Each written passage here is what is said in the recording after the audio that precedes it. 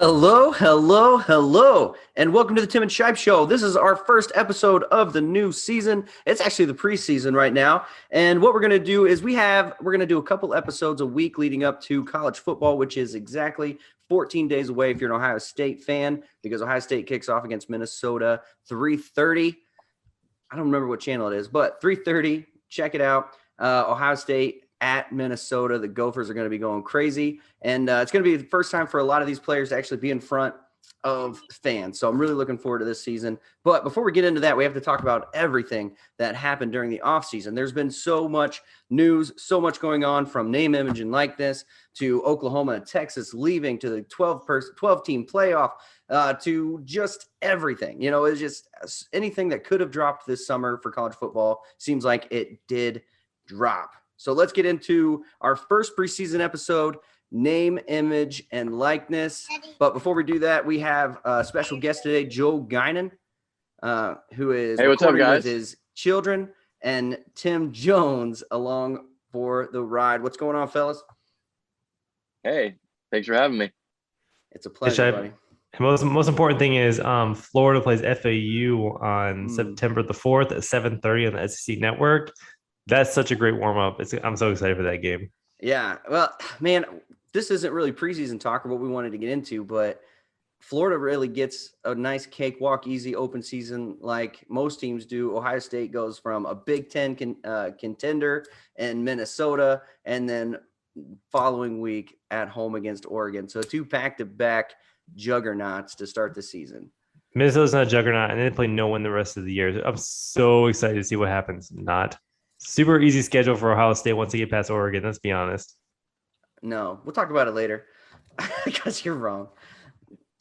All right, Joel, name, image, and likeness. Tim, name, image, and likeness. Let's get into it. Pros, cons. Pros for me, player freedom. This gives players the freedom of really being an individual. There's not a whole lot of businesses in the world where you put your blood, sweat, and tears into something and really get experience in return. It's like an internship, really, but setting up for the rest of your life. So it's name, image, and likeness really opens it up for players to have that freedom to be able to make money and then really just be an individual. Yeah, no, I'm totally fair with it. I think there's going to be challenges for the league in general that will come out of it, and just how different teams will develop at different rates, just because the opportunity is presented. But when it comes down to the pros, I think there's a lot of people that may not have opportunities later in life to capitalize off of their athletic abilities. But for right now, for this season, they do. And to rob them of that opportunity while they have it, I think it just isn't fair. Yeah. And I'll say, I think we'll see what happens down the road. I think the big questions are, how does this affect the big schools and big cities versus maybe lesser opponents? Mm-hmm. Does it kind of level out the playing field, or does it make the rich richer? One big win for me is NCAA football video game. Let's get it back. Let's bring it back, baby. Let's go. 2023, I think. 2023, yeah. So that should be a big win for everybody. The biggest downside for me is somehow the NCAA still wins. Somehow the NCAA gets this whole deal where players get to make money, but they don't have to pay their share. So that's my big thing, is like, how did that happen again? How did the NCAA still win, where players are going to get paid, but only by sponsors? All that money is going to go to the teams and the conferences and college football in general without having to pay any of it to the players. Somehow they still win. Yeah, but the NCAA, they're treading water in a hurricane, man. Everything, the waves are coming. It is crashing down on them. I give the NCAA, as we know it today, 3 more years. Outside of that, I think they will strictly be basketball, and they're not going to have a whole lot to do with college football. So NCAA short-term win, but long-term, I don't see them being around much longer. Well, that's a separate conversation I think we'll have later on, talking about conferences and realignment and all of these kinds of things are going to affect the future of the league as we see it right now in college football. But as far as right now, yeah, I definitely think that this is a problem where somehow they still find a way to not have to do what the Supreme Court said you have to do and start paying these guys.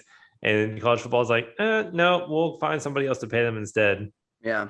But I did see, I like a lot I saw a lot of college players. They're not just taking it all in for themselves. I think there are several Ohio State players who are setting up foundations in their own name, starting nonprofits, giving to charities, things like that. So it's not just like a gimme, gimme, gimme. I'm going to take as much as I can get and give nothing back. So it is opening opportunities for people, for players to be able to give back when in the past they wouldn't have been able to.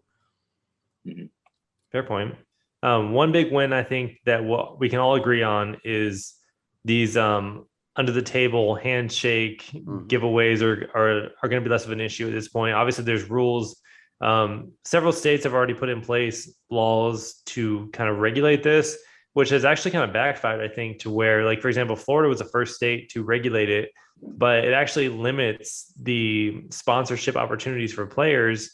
Whereas the states who haven't limited it actually have more opportunities to make money at this point. So I think it actually backfired where the states are like, look at us, we're ahead of the game, and it's actually caused problems. But I think we can agree that overall with college football, this will actually clean it up a little bit with these boosters giving away money for players to come to their school. Hopefully, this will help. You can earn money without having to do it in weird, shady ways. Yeah. Now, if only they could retroactive some of the punishments that have came along the way for some of these things too, and say, hey, our bad. Right. I mean, tattoos don't look so bad anymore, do they? Tattoos for jewelry, jewelry for tattoos doesn't seem so bad anymore. But the NCAA came down and said, you don't get those wins back. You don't get those records back. It's all gone. Mm-hmm. Yeah.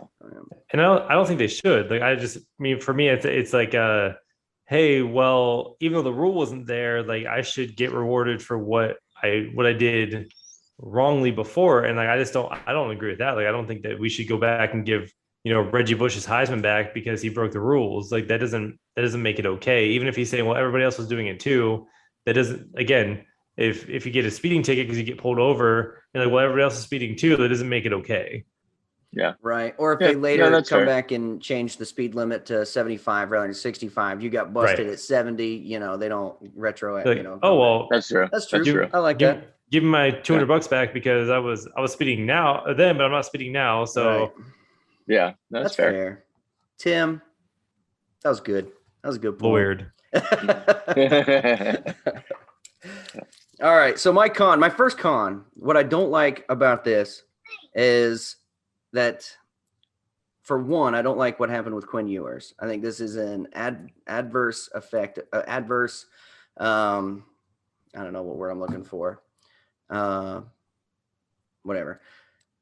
Effect. I'm going to say effect, even though that's not the word I want. This adverse effect of what was supposed to happen because of the rules in Texas where high school players could not benefit from their name, image, likeness. Quinn Ewers decided to opt out of his senior year. It's just 6 months early. He was going to come in January. So he's just coming 6 months early. Not a huge deal that he's here early, but he is missing out on his senior year.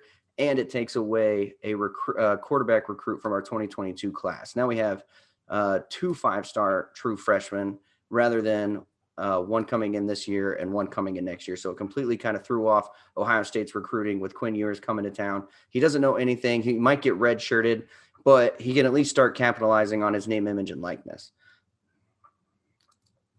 Yeah. I guess what I can't wait to see is what does this actually translate into real dollar wise for students? You know what I mean? Like, here's somebody giving up their senior year.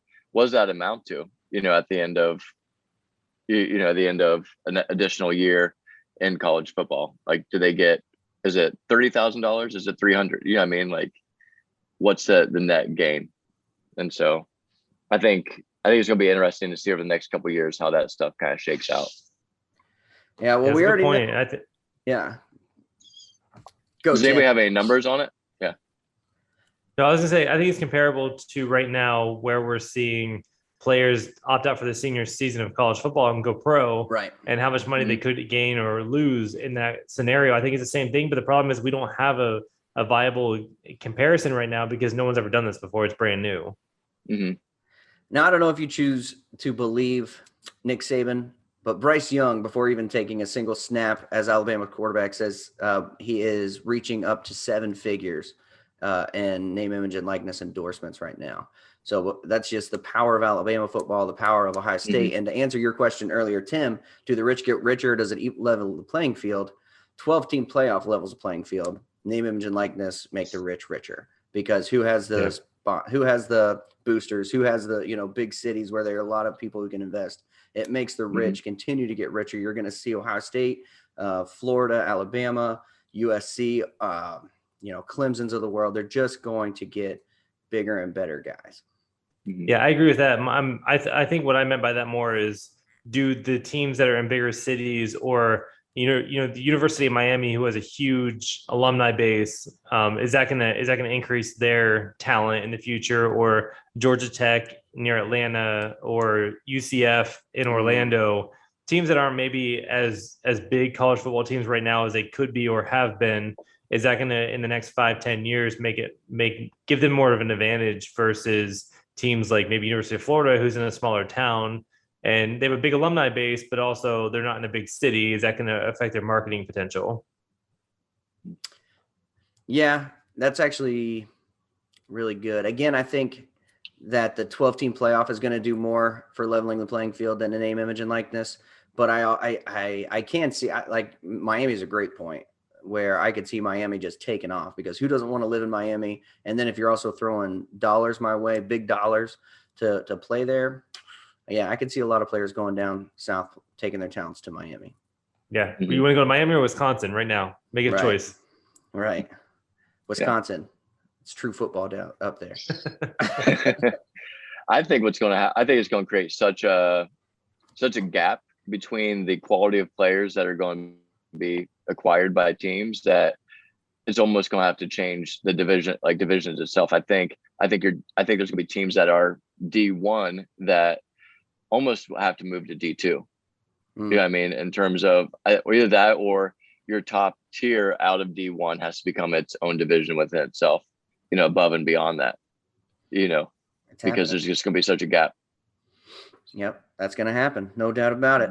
The end of amateurism as we know it, folks. Yeah. College football in 5 years is going to look a heck of a lot different than it looks today. This is monumental in college football. Name, image, and likeness is completely going to change what we know as college football. No more amateurism. There's no more shadows, no more games of this not being for money. This is, we always knew, in the NCAA, they're always just about money. Everyone knew it, but, we still had to hide. They could still hide behind the fact of student athlete. That's not the case anymore. That's done.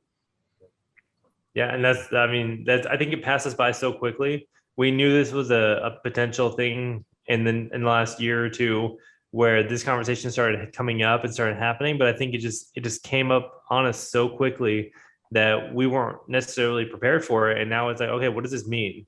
And that's where these questions from me are coming from in the last, 10 minutes, is like, what, I'm trying to imagine what this is going to do to shape the landscape of college football. And that's where I'm getting with it, is how it's going to impact us. And I think it's going to be a whole different game. And it's so interesting to see. Yeah. Yeah. I think where people fall strongly on one side or the other depends on if they are league focused or individual focused. Right. And it's one of those things where, if you're somewhere in the middle, like I am, you want what's best for everybody, but it's impossible to do one without it changing the other or affecting the other. So and that's something that, like, Shipe, you and I have talked about this before. Like, I like the NFL. You don't prefer the NFL because I think the wholesomeness of college football really mattered. But this is going to change that to a point. Am I right? To an extent, yeah. I think that there's still going to be some wholesome to where, they're going to be still playing for a higher goal. Do you know what I mean? They're still playing to get noticed. They're still playing to get picked up, to get drafted. In the NFL, it is strictly, I'm here to make money. I want to get a lot of yards to get paid. The college atmosphere, it's still going to be, I am here trying to impress other people. You know what I mean? Like, because if you're a high recruit, you're going to get paid.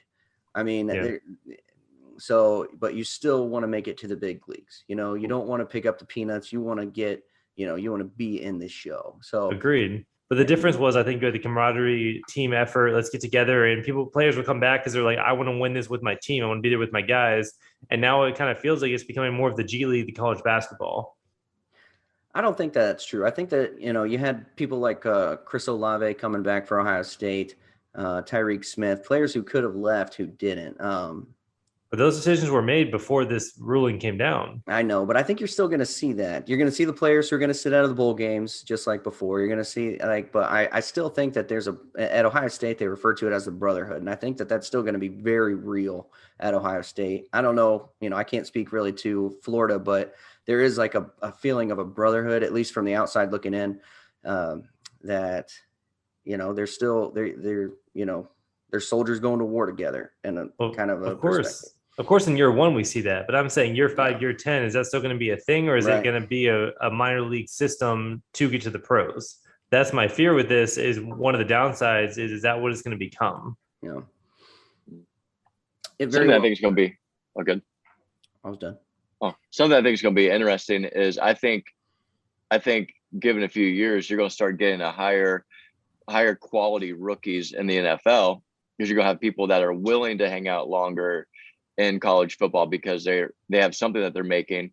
Because I think the big draw of leaving, other than the price tag itself, the huge price tag difference, you have some people that are making that move because there's like, I have to, for my family, for whatever else it is, because I can't have a career-ending injury in college football and not take at least 1 year, even just riding the bench to make the minimum salary in the NFL. I think you'll have people that, if they can capitalize this way, they'll stay because they want to gain that experience. And you'll have higher quality rookies coming in. Yeah, I think you're exactly right. You're going to have players probably stick around longer in college football, developing their skills, playing with, those coaches. I don't think you'd see Dwayne Haskins leaving early like he did. And some other players like that who you felt like, you probably could benefit for one more year, but they saw themselves as first round draft picks and jumped out. So I could see that happening. Yeah. Yeah.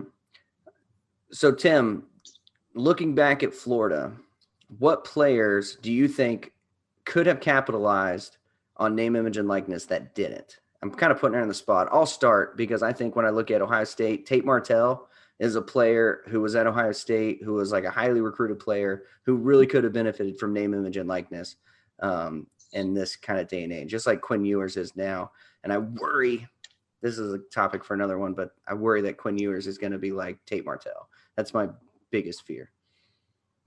Yeah, I mean, I think this is one of those things. I think that I'm trying to think of specific players like in the past who were like highly recruited, who was like, well, they were expected to be great. Maybe they weren't as good as we expected them to be, who could have cashed in college and maybe not made it in the pros. Yeah, you really did put me on the spot in this one. Yeah, we'll come back to it if you think about one. Yeah, I'd say for Ohio State, Maurice Claret. I mean, just think about he probably would have. Think about what a mess that was when he jumped in the NFL way too early. And he wasn't ready for it, and he flopped, Yeah. So if he would have had, I think he would have been one of those guys who would have stuck around because he would have made some money, and then he would have been able to enter into the NFL as a player ready for it. To be fair, though, didn't he go pro because he had some issues with the NCAA? Yeah, but he went to court trying to get rid of the 3-year rule. So he took the NCAA to court because he wanted to jump ship after his true freshman year. Okay. They were saying you got to leave after your junior year. So that's why he and he had some other cars and whatever else. Yeah, yes, that's what I'm saying is most of his was probably about money. Yeah, it honestly. So it would have served him better as a college student if he would have had opportunity to make money while he was in college. And they would have prepped him better for the NFL, would have prepped him better for life. Yeah. So. Yeah. So my priority list when it comes to name, image, and likeness, when it comes to players, and fans, my priority list for me, it goes fans because I'm incredibly selfish, players, and then the universities themselves.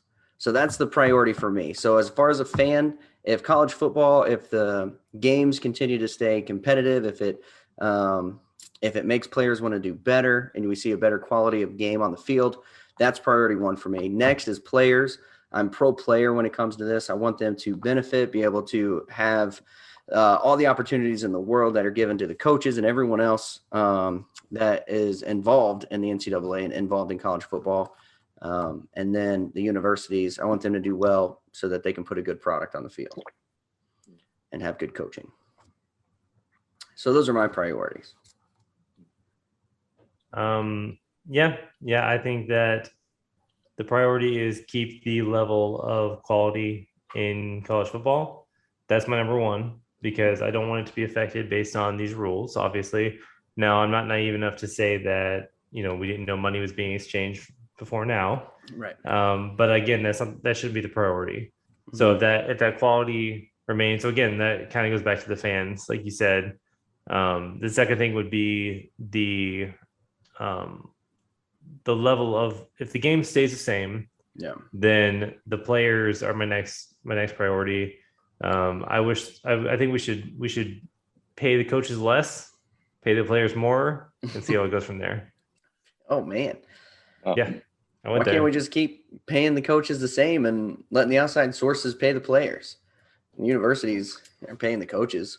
Car dealerships are paying the players, or whatever else, Yeah. This also opens up social media. Like, think about, I could now reach out to Zach Harrison, defensive end at Ohio State, and say, hey, Zach, you get 5 sacks today, I'm going to give you $50. Yep. There's nothing against that. For every sack you get, I'll give you $50, and I just deposit it right into his account. I mean, with social media, this opens up a whole new ball game of how these players can start making money. Absolutely. Yeah. I mean, there's not to mention what does this translate into in the gambling world? Think about that. Like, you get a big name college football player to represent DraftKings, for example. Yeah. Because I feel like DraftKings is like one of the biggest names right now in gambling, right? Right. So like, hey, you're going to represent us. Like, obviously, not that you can gamble in your own games, but just in general, like, get your name out there. I feel like gambling on college football can take a whole new level, can go to a whole new level based on this. Mm-hmm. Yeah. Hopefully we don't get a Pete Rose situation in college football. That's what I was wondering. Yeah, there's definitely some downside to some risk. So even the social media side, if people are giving you money based off of specific play, I mean? So, yeah. Hey, taking the 4th against Penn State, I'll buy you a car. Oh, for real? That's yeah, that's a risk. Yeah. Mm-hmm. Go back to your question though. I think just like I've been trying to think about it while we're talking here.